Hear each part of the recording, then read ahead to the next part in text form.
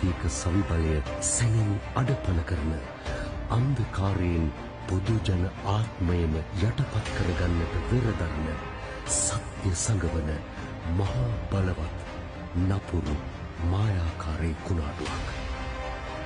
මත්ද්‍රව්‍ය ජීවිතයෙන් ජීවිතය සොරකම් කරන අනාගතය වසා දමන පවුල් වියවුල් කරන ජාතියේ ශක්තිය උරාපුන මිනිස්කම වලගන්න සමාජ දේහය තුළම පෝෂණය වන දරුණුතම පිළිලයක්. වේදනාව තුළින්ම එහි බලය හඳුනාගත් ජාතියක් ගොඩනගන අඳුරට වඩා බලවත් වූ දීප්තිමත් ආලෝකයක්. අඳුරට ශාප නොකරන එකින් එක පහන් සිදු දල්වන්නට දරන අව්‍යාජ ප්‍රයත්නයක්. අඳුරු බලාවක රිදී රේඛාවක්, එකම එක රුධිරයක්, එකම එක හලක්, එකම එක හදවතක්, එකම එක ජාතියක් ලෙස පවුරු බඳින්නට අපට ලැබී ඇති ස්වර්ණමය අවස්ථාවක්. The Mission. රටම එකට. වෛරයෙන් නොව ධෛර්යයෙන්, බෙදීමෙන් නොව බැඳීමෙන්, ව්‍යාකූල බියකින් නොව අදීන විශ්වාසයකින්, සුරක්ෂිත දේශයක සුවපත් ජාතියක සමනවත් පරපුරක් වෙන්නේ.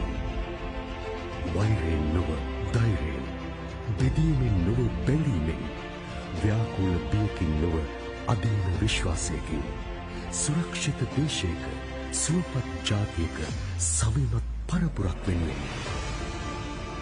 ඉතින් අප මේ සමාජගත කරන්නේ ස්වෛරී නිවහල් ජාතියක් ලෙස සෙනෙහස ආදරය ආත්මය කරගත් දරු පරපුරක හෙට දවස සුරකින කෙනෙක් දෙදෙනෙක් නොව රටම එකට සිටගෙන පවසන අපේම කතාවක්. රටම එකට.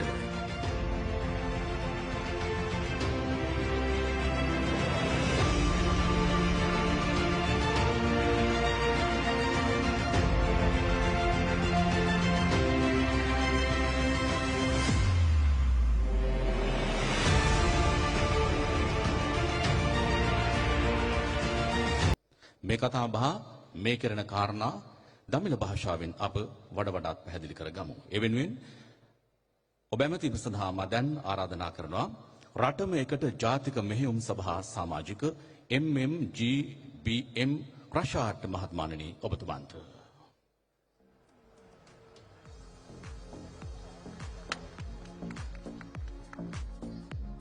போதை பாவனையிலிருந்து எமது நாட்டை மீட்டெடுத்து சுபீட்சமான ஒரு எதிர்காலத்தை உருவாக்குவதற்கான மிகப்பெரிய ஒரு செயல்பாடாக முழு நாடுமே ஒன்றாக இந்த செயல் திட்டம் அமைந்திருக்கிறது. ஆகவே தடுப்பு, மறுசீரமைப்பு, விழிப்புணர்வு இந்த 3 தளங்களின் கீழ் செயல்படுத்தப்படுகின்ற இந்த நிகழ்வின் அங்குரார்ப்பண நிகழ்விலே நாம் இப்பொழுது ஒன்றிணைந்திருக்கின்றோம். தொடர்ந்தும் இந்த செயல் திட்டம் தொடர்பாக விளக்குரையை வழங்குவதற்காகவும் தன்னுடைய கருத்துக்களை பகிர்ந்து கொள்வதற்காகவும் நாங்கள் அன்போடு அளிப்பது முழு நாடும் ஒன்றாக தேசிய செயற்குழுவின் உறுப்பினர் MMGBM ரஷாத் அவர்களை அன்போடு அழைக்கின்றோம்.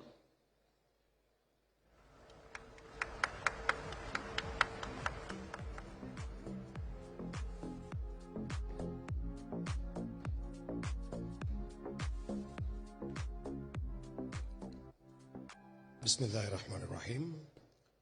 இங்கு வீற்றிருக்கக்கூடிய சர்வ மத தலைவர்களை விழித்தவனாக இலங்கை ஜனநாயக சோசலிச குடியரசின் அதிமேதகு ஜனாதிபதி அவர்களையும் கௌரவ பிரதமர் அவர்களையும் அமைச்சர்கள், கௌரவ அமைச்சர்கள், கௌரவ பிரதி அமைச்சர்கள், கௌரவ பாராளுமன்ற உறுப்பினர்கள், முப்படையினர், இங்கு வருகை தந்திருக்கக்கூடிய பெற்றோர், சகோதர சகோதரிகள், மாணவர்கள் அனைவரையும் விழித்தவனாக எனது உரையை நான் ஆரம்பிக்கலாம் என்று நினைக்கின்றேன்.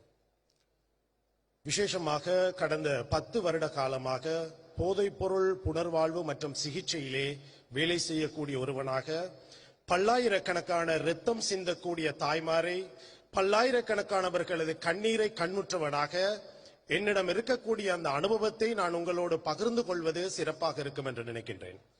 நேரம் இடமளிக்காத காரணத்தினால் ஒரே ஒரு விடயத்தை ஒரே ஒரு கதையை நான் சொல்ல விரும்புகின்றேன். ஒரு நகரத்திலே ஒதுக்கப்பட்ட ஒரு மலசல கூடத்தினுடைய கூரையிலே வாழ்ந்த ஒரு குடும்பம், ஒரு தாயும் ஒரு கைப்பிள்ளையும் பல நபர்களது முயற்சிக்கு பின்னர் ஒரு வைத்தியசாலைக்கு சிகிச்சைக்காக முற்படுத்தப்படுகிறார்கள். அங்கு வந்து அந்த தாயை பரிசோதனை செய்த போது அந்த தாய் இலங்கையிலே இன்று பேசப்படக்கூடிய மிக கொடூரமான ஒரு போதைப் பொருளுக்கு அடிமையானவனாக இருக்கிறாள். விசேஷமாக அந்த குழந்தை 6 மாதத்திலும் குறைந்த குழந்தை அந்த தாயினுடைய தாய்ப்பாலினூடாக அந்த குறித்த போதைப் பொருளை உட்கொள்ளக்கூடிய ஒரு நிலைமை, அது என்னவென்று தெரியாமல் அதை உட்கொள்ளக்கூடிய ஒரு நிலைமைக்கு தள்ளப்பட்டிருந்தது. அந்த தாய்ப்பால் கொடுக்காமல் விடப்பட்ட போது போதைப் பொருளை பயன்படுத்தி நிறுத்தி ஒருவருக்கு என்ன பிரச்சனைகள் எல்லாம் வருமோ அந்த அத்தனை பிரச்சனைக்கும் முகம் கொடுக்கக்கூடிய ஒரு இக்கட்டான நிலைமையை நாங்கள் கண்ணுற்றோம்.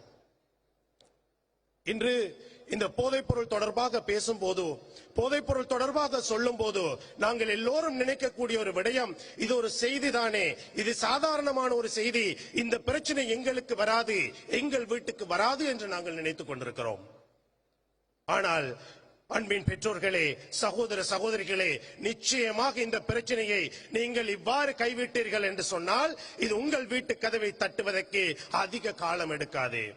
போதைப் பொருள் என்று சொல்லக்கூடிய இந்த ரசாயனத்துக்கு உங்கள் இனம் என்ன, உங்கள் மொழி என்ன, உங்களது அரசியல் எண்ணங்கள் என்ன, நீங்கள் எந்த நாட்டை சேர்ந்தவர், உங்கள் பாலினம் என்ன, இந்த எந்த விடயமும் அந்த ரசாயனத்துக்கு தெரியாது. நிச்சயமாக அந்த ரசாயனம் உள்ளெடுக்கப்படும் போது அந்த மனிதனை கஷ்டத்துக்குள்ளாக்கி துன்பத்துக்குள்ளாக்கி அவனை ஒரு உள நோயாளியாக மாற்றக்கூடியதாக இருக்கிறது. எனவே இந்த போதைப் பொருள் என்று சொல்லக்கூடிய ரசாயனம் எவ்வாறு செயல்படுகிறதோ அதே போல இந்த நாடு, அதாவது ஜனநாயக சோசலிச குடியரசாக இருக்கக்கூடிய நாங்கள் ஒன்றுபட்டு முழு நாடுமே ஒன்றாக சேர்ந்து எங்களது மொழி பேதங்கள், இன பேதங்கள், நிற பேதங்கள், அரசியல் பேதங்கள் மறந்து கைகோர்த்து ஒன்று சேர்ந்து வந்தால் நிச்சயம் நாங்கள் இதற்கு தீர்வு காணலாம். அடம்பன் கொடியும் திரண்டால் மிடுக்கு என்று சொல்வார்கள். நிச்சயமாக பொதுமக்கள் நாங்கள், இந்த நாட்டின் பொதுமக்கள் நாங்கள், எங்கள் பலம் தெரியாமல் இருக்கிறோம். இந்த திட்டத்திலே எங்கள் பேதங்கள் எல்லாம் கழிந்து பேதங்கள் மறந்து ஒன்று திரண்டால் நிச்சயம் இந்த 3 வருடத்துக்குள் இந்த செயல்பாட்டை செய்யலாம்.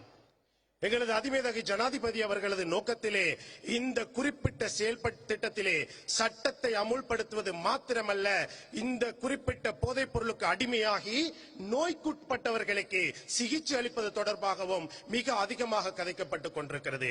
இலங்கையில் இருக்கக்கூடிய 25 மாவட்டங்களிலும் சிகிச்சை நிலையங்கள் அமைத்து அதற்கு மேலாக தேவைப்படும் போது விசேட சிகிச்சை நிலையங்கள் ஊடாக அவர்களுக்கு சிகிச்சை அளித்து சமூக வடு என்று சொல்லக்கூடிய அவர்களுக்கு இருக்கக்கூடிய பிரதான பிரச்சனையை தீர்த்து அவர்களுக்கு ஒரு நல்ல எதிர்காலத்தை ஏற்படுத்தி கொடுப்பது இந்த திட்டத்தின் நோக்கமாக இருக்கிறது.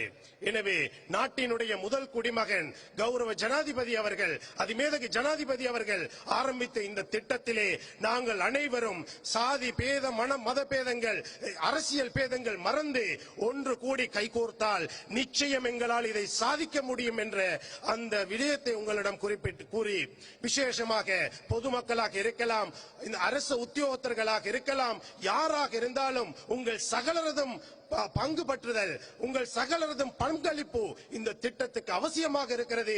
அதை தந்து இந்த நாட்டை மாற்றுவோம், இந்த நாட்டை எங்களுக்கு வாழ தகுந்த அழகான ஒரு நாடாக மாற்றுவோம் என்று கூறி இந்த சந்தர்ப்பத்தை வழங்கியமைக்காக சகலருக்கும் நன்றி கூறி விடை பெற்றுக் கொள்கின்றேன். நன்றி, வணக்கம்.